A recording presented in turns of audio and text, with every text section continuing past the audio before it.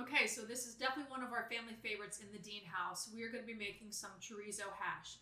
Now, a lot of times, actually, though, at home, like I just made hash this past weekend. I didn't make it with chorizo, so that's just kind of on special occasions like Christmas and different holidays that we add the chorizo.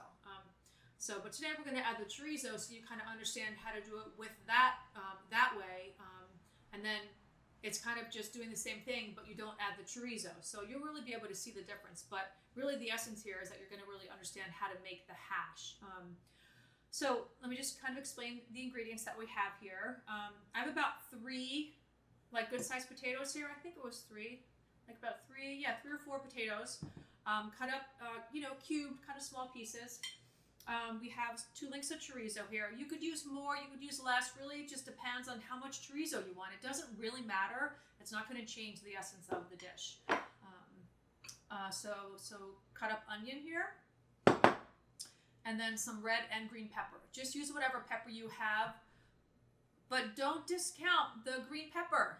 I feel like I say that a lot because people think it's like, just they don't like it, but the difference really is that the red pepper has been on the vine longer, so it's a little bit sweeter.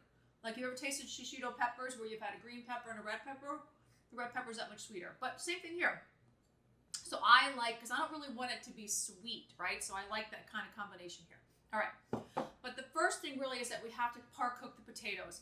I find when I watch people on TV and they go to make hash and they're taking raw potatoes into the skillet, and that final product, I'm saying to myself, okay, their potatoes are not cooked all the way through. I know that's just what I think. But anyway, so I have some cold water here. I don't know if you've heard me say this before, but you want to start, anything from the ground in cold water. Okay, so I'm actually going to put this on the back skillet because we're going to need this skillet for something else. So this is going to go on here. Okay, and I'm going to add just a little bit of salt to the water. So a little bit of salt for the potatoes. Okay. She said that was a little more than a little, but that's okay. All right. So that's going to go on there. We're going to let that boil. And we want the potatoes to be pretty well cooked. I mean, not like all the way. They can certainly finish cooking in the skillet here, but you definitely want them to be, a fair amount cooked. Okay, so we're going to turn our little burner on here. And we're going to start to brown our chorizo. Whoop. 0 to 60 there. Okay, glad my face wasn't that close to that. Okay, so cast iron pan here. A lot of times when I make this at home, I'm going to use my griddle, but it's kind of the same process here. So I just figured I'll show you here on the cast iron skillet. Nice big cast iron skillet too. That does, kind of help here. All right, so with our chorizo here, what we're going to do is just kind of take it apart. You're going to take it out of the casing. Remove the casing. Okay, then I'm going to need my potato masher and all those good tools that I like to use when you're trying to ground up some meat here. All right. There you go. Okay. So one thing to help kind of get that going is just going to be a little bit of oil, just a little bit, just so that kind of helps to start the process there. All right. So some tools that work pretty well here when I'm doing the hash. I definitely like a potato masher. Anytime I've used, like when you have raw meat like this, like ground up meat, this works pretty well. It's a little cold, so we'll give it a kind of a minute here to kind of get going, but this definitely is kind of helps that process. So should have turned the pan on a little sooner so it was immediately a little hotter. Okay, so there we go. Right. Give it another second there to kind of just sizzle away. All right, let's see. Yeah, it's a little better. Besides it kind of splattering all over me. Right? Okay, but see what this does here is it breaks it up into small pieces. Look at that, it's already like, look, see? Can you see that there? It's already well broken up.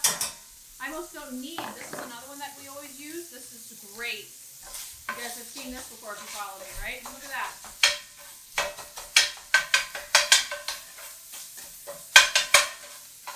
That breaks it up just like that.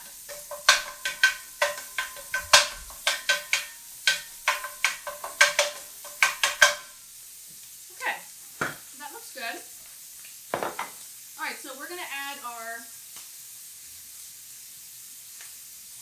you guys make me thirsty. Okay, so we're gonna add our, let me turn that down a little bit. That's a little high. We're gonna smoke this out of here again. We're gonna add some onions and peppers. Now, you need more than you think, always. Anytime you're doing something like this, it's crazy. Like, you end up using more than you think. So, when in doubt, just use more. I mean, it's delicious. They taste so good, and just use more of your onions and peppers in something like this. All right, a little wooden spoon here.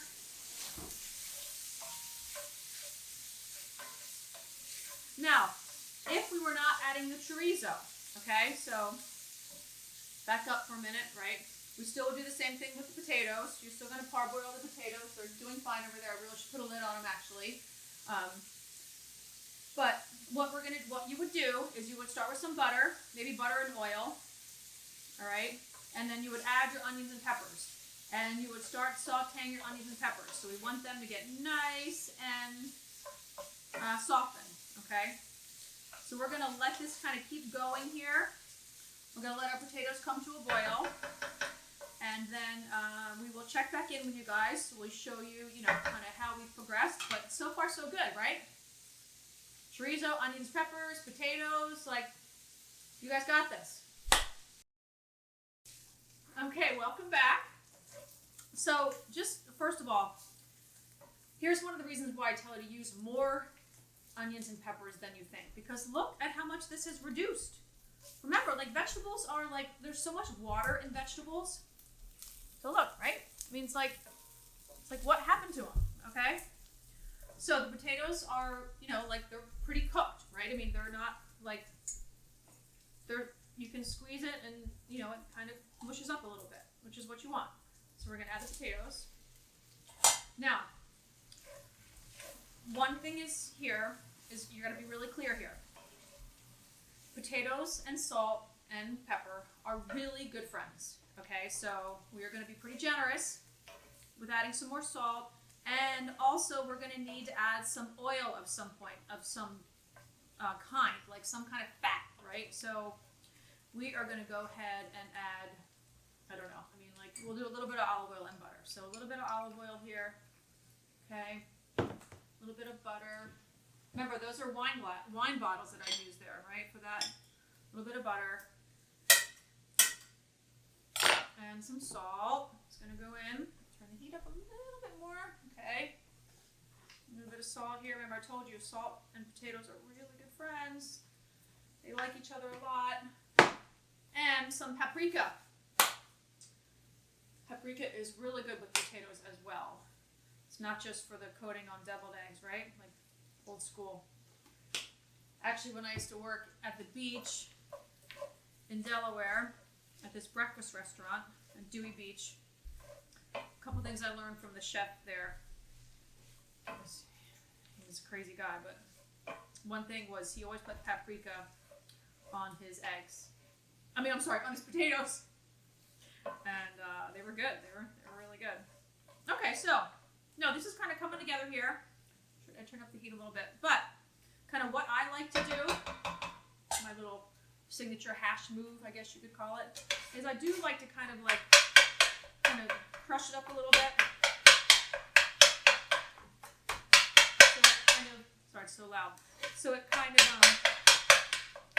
gets a little more like uneven, right? A little bit mushy. Okay. That looks good. Actually, when we make this over the holiday or Christmas, there's always like an argument who's making the hash. I think Mac has made it the past couple of years. Okay, so now here's the other important thing on this step here. Actually, we didn't add any pepper. Sorry, we did paprika, but not pepper. A little bit of pepper. Okay, that's good. Just mix it up one more time. Okay. So now, here's the important thing. So just gonna kind of mush it down a little bit. Little kind of mix here. Okay, looks good. We are going to just let it, leave it alone. Again, like there's so much in cooking is hands off, like more than you think. I'm gonna check my heat here. Let's see, so it's a little hot, so I'm gonna turn it down a little bit, like to medium. And just let it go, okay? Then we'll check it in about 5 minutes. That's when you want, like, you know, kind of a small spatula to kind of just, you know, kind of take a peek and then see where you are. So the hash has been resting, so let's take a look at it here and see how we're doing. I flipped a little bit over. It's getting brown. So a nice kind of flexible spatula like this actually is really helpful. Ooh, that's some nice crunchy color there. I'm gonna go in a little bit more. Oh, look at that. Good color. Trying to get the ends here. Okay, so then again, kind of you're doing the same thing here. You're applying a little bit of pressure so that it kind of like, you know, molds to the pan here, right?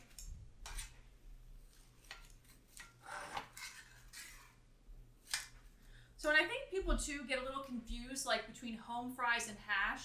Like home fries to me, like are more loose. Like, you know, there's like pieces, you know, like pieces of peppers and onions and pieces of potatoes, where hash I feel like is a little bit more of like, has a little bit more of like a solid piece to it. But anyway, kind of you guys see here how we're doing?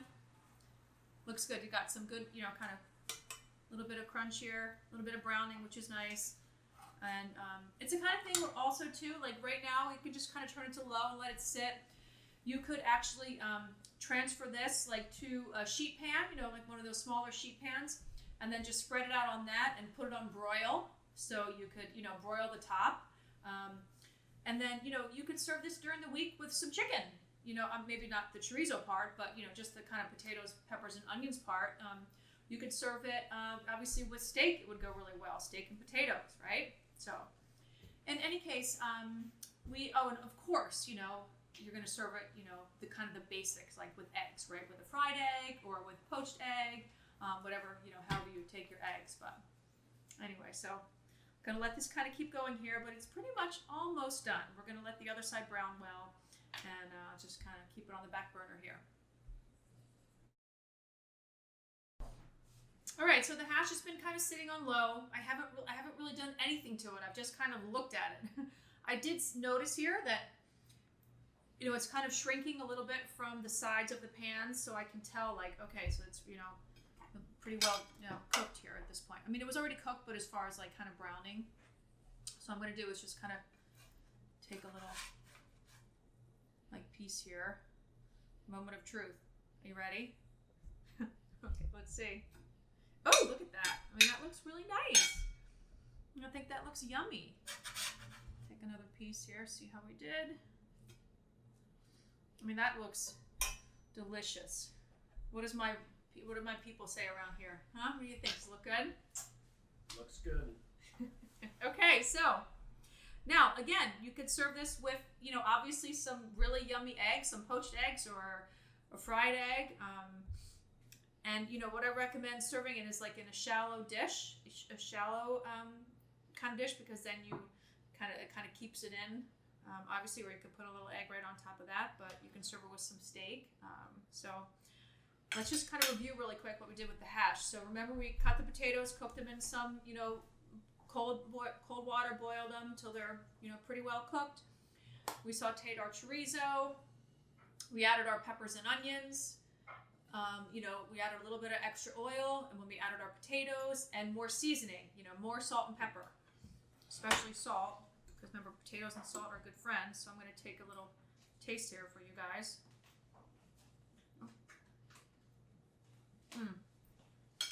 Really hot, but